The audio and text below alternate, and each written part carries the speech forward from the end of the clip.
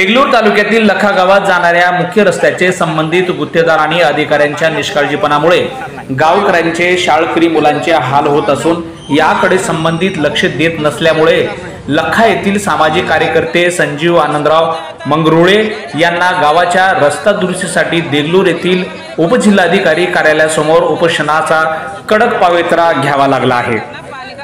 या उपोषणाला लखा गावातील लहान थोर महिला वयोवृद्ध सर्वच जण या उपोषणात सहभागी झाले आहेत। आज उपोषणाचा हा दुसरा दिवस आहे। या उपोषणाला पाठिंबा देत आपली भावना व्यक्त करताना भाजपाचे माजी देगलूर तालुका अध्यक्ष अनिल पाटील खानापूरकर यांनी लखा गावाच्या रस्ता दुरुस्ती संबंधित काही खास खळग्यांचा केला खुलासा। पाहुयात भाजपाचे माजी देगलूर तालुका अध्यक्ष अनिल पाटील खानापूरकर यांनी लखा गावकऱ्यांच्या उपोषणा प्रसंगी काय म्हणाले।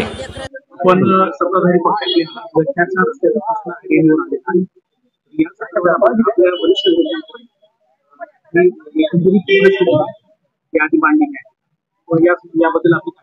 या लक्ष्याचा जो प्रश्न आहे अतिशय ज्वलंत प्रश्न आहे, संवेदनशील प्रश्न आहे आणि या प्रश्नाशी गेल्या अनेक वर्षापासून मी संपर्कात आहे। ही समस्या सुटली पाहिजे। हा जवळजवळ 5 वर्ष अगोदरचा रस्ता मंजूर आहे, साबणे साहेबांच्या काळामध्ये मंजूर झालेला आणि संबंधित कॉन्ट्रॅक्टर एजन्सी ही सोलापूरची आहे आणि सब कॉन्ट्रॅक्टर नांदेड जिल्ह्यामध्ये दिला होता।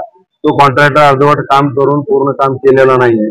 कालपासून इथं उपोषण स्थळी मी स्वतः आहे आणि सर्व गावकऱ्यांशी त्या विषयावर चर्चा झालेली आहे आणि संबंधित उपजिल्हाधिकारी अनुप पाटील यांच्याबरोबर चर्चा होऊन त्या ठिकाणी संबंधित गुत्तेदाराला या ठिकाणी बोलावून पाचारण करून त्याच्याकडून लवकरात लवकर रस्त्याचं काम करून घेण्यासाठी म्हणून त्यानं तसं बॉन्ड लेखी दिलेला आहे की डिसेंबर एंड पर्यंत 2025च्या पूर्ण करून देतो म्हणून। पण गावकऱ्यांचा विश्वास त्याच्या बॉन्डवर नाहीये। तो स्वतः इथं येऊन त्यांना आश्वासन दिलं पाहिजे आणि तात्काळ काम चालू केलं पाहिजे तर आम्ही उपोषण परत घेऊ, अन्यथा नाही अशा पद्धतीची गावकऱ्यांची एक भूमिका आहे। हा एक प्रश्न आणि सगळ्यात मोठा ज्वलंत प्रश्न तिथला जो आहे पुलाचा प्रश्न आहे। पुन्हा छोटा जरी पाऊस पडला तर त्या ठिकाणी रस्त्यावरून पाणी जातं आणि शाळेला येणारे जाणारी सगळी मुलं त्या ठिकाणी पाण्यामध्ये अडकतात। अनेक वेळा त्या लहान मुलांना वन्हाळीच्या गुरुद्वारामध्ये मुक्काम करावा लागलेला आहे। अशा पद्धतीचं तिथले पालक सुद्धा अतिशय म्हणजे या विषयावर चिंतित आहेत की आपल्या लेकरं घरापर्यंत पोहोचतील की नाही। त्याच्यामुळे अतिशय संवेदनशील विषय आहे आणि त्या विषयावर मी सर्वांना सांगू इच्छितो की हा विषय पुलाचा तिथं पाईप टाकलेले आहेत, पाईप जमत नाही, बॉक्स टाईपचा पूल झाला पाहिजे ही अनेक वर्षापासूनची गावकऱ्यांची मागणी आहे। आणि ती मागणी ज्या वेळेला माझ्या लक्षात आली सन्माननीय खासदार अजितजी गोपछडे साहेब यांना त्या पद्धतीचं मी सांगितल्यानंतर मार्च मध्ये सचिवालयामध्ये त्यांच्या पत्राचा मी तुम्हाला प्रत सुद्धा या ठिकाणी दाखवेन की त्यांचं पत्र आहे गोपछडे साहेबांचं मार्च मध्ये मंत्रालयामध्ये दिलेलं आहे आणि रात्री गोपछडे साहेबांचं उपोषणकर्त्याशी बोलणं झालंय आणि त्यांनी गावातल्या प्रमुख 5-7 लोकांना घेऊन आज नांदेड येथे बोलवलंय आणि ह्या पत्रा संदर्भामध्ये पालकमंत्री या ठिकाणी नांदेडमध्ये आहेत आज 17 सप्टेंबरच्या ध्वजारोहणासाठी, तर त्यांच्या बरोबर चर्चा करून हा पुलाचा प्रश्न सुद्धा होईल तेवढं लवकरात लवकर मार्गी लावण्यासाठी मी रात्रंदिवस प्रयत्न करणार। संबंधित गुत्तेदारांना राजकीय वलय असल्यामुळे या कामाकडे जाणीवपूर्वक दुर्लक्ष करत आहेत अशी गावकऱ्यांची खंत आहे।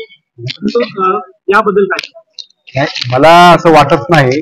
तर त्याच्यामध्ये कसं आहे, साबणे साहेब आमदार असताना हे काम दिलेलं आहे आणि जुने DSR रेट असल्यामुळे संबंधित गुत्तेदार त्या ठिकाणी काम करायला टाळमटाळी करतोय आणि त्याला ते काम परवडत नाही असं त्याचं म्हणणं आहे। आणि समजा त्याला आपण मध्यंतरी ब्लॅक लिस्ट मध्ये टाकून सुद्धा त्याला म्हणजे काळ्या यादीमध्ये टाकण्यासाठी प्रयत्न झाला होता, पत्रव्यवहार झाला होता ऑफिस कडून आणि काळ्या यादीत टाकलंही होतं। मग त्यानंतर मंत्रालयामध्ये जाऊन त्या ठिकाणी त्यांना आश्वासन देऊन किंवा इतक्या दिवसामध्ये मी काम कंप्लीट करतो आणि ह्या डिसेंबर एंड पर्यंत काम कंप्लीट करायचं त्यांनी लेखी आश्वासन बॉन्डवर त्या ठिकाणी देऊन परत काळ्या यादीतून त्याचं नाव काढलेलं आहे असं आम्हाला कळलेलं आहे। संबंधित उत्पन्नार बरोबर सुद्धा काल माझी चर्चा झाली आणि रस्ता करून घेणं हे अत्यंत म्हणजे प्रायोरिटीचं काम आहे म्हणून संबंधित गुत्तेदार आता थोड्याच वेळामध्ये या ठिकाणी येणार आहे आणि उपजिल्हाधिकाऱ्यांपुढे बरोबर गावकऱ्यांच्या प्रमुख लोकांबरोबर या ठिकाणी आम्ही चर्चा करून ही प्रश्न लवकरात लवकर या ठिकाणी मिटवण्याचा प्रयत्न करू। जे लखावासी इथं माता भगिनी सुद्धा मोठ्या प्रमाणामध्ये या ठिकाणी उपोषणाला बसलेले आहेत तर त्यांची ही जी काही म्हणजे कुचंबना या ठिकाणी होते, रस्त्यावर एखाद्या रस्त्यासाठी किंवा पुलासाठी या ठिकाणी त्यांना उपोषण करावं लागतंय, ही अतिशय आमच्या सगळ्याच प्रमुख लोकांसाठी ही दुर्दैवी बाब आहे असं मी समजणारा माणूस. आपण आपल्याकडे पाहिलं जातं या संदर्भात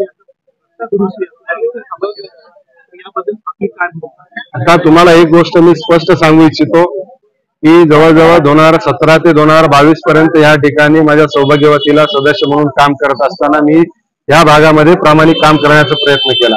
आणि लक्का पर्टिक्युलर लख्यामध्ये तर मी असं सांगतो की सदस्य व्हायच्या अगोदर त्या गावामध्ये एक कोपलभर भरून सुद्धा कोणी टाकलं नव्हतं. या परिस्थितीमध्ये त्या गावामध्ये अनेक शिशी रस्ते करण्याचा प्रयत्न केला.